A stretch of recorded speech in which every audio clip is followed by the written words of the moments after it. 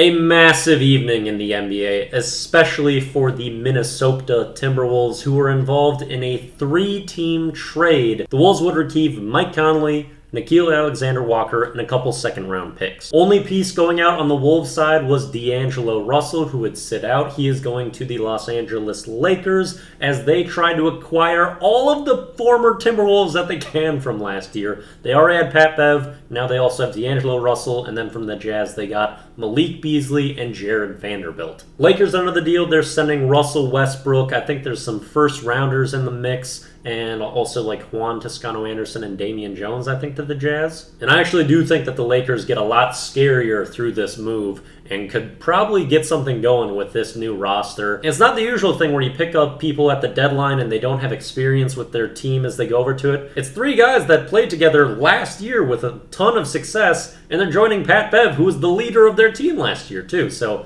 it's a very interesting pickup for the Lakers that I think fits their team extremely well. Timberwolves side, I also think that this is a good move for the Wolves. I did not think we would be able to get D'Angelo Russell to stick around for a price that would actually be a good decision and move for the Timberwolves. So he should have been moved by the end of this year. It's good that we did make it, and we got some pieces that make a lot of sense for what this team needs. Mike Conley's salary is about $10 million cheaper than D'Angelo Russell. He is a better shooter, at least when it comes to spot-ups, than D'Angelo. Fantastic at setting up the teammates and already has chemistry with Gobert over his years playing with him in Utah. Also a great veteran leader, which is going to be a very good fit for this team. Then a part that people aren't paying a ton of attention to, Nickeil Alexander-Walker. He's shooting 40% from three this year. Big pickup for the Wolves. You can never have enough shooting and 3-and-D players, so I think that's an underrated aspect of this trade. I did enjoy D'Angelo Russell and his tenure as a Timberwolf. There was a lot of ups and downs. Consistency wasn't really there, but he was great, had some fabulous moments. But long term, it was going to be difficult to make the argument that he could fit into this team with that contract, especially needing to pay Anthony Edwards and Jaden McDaniels. Overall, I feel good about this for the Timberwolves. Problem is, I feel like this makes the Lakers a lot better, who could easily bump above us in the playoffs or play-in situation now. But I think that this move is also a very good thing moving forward past this season.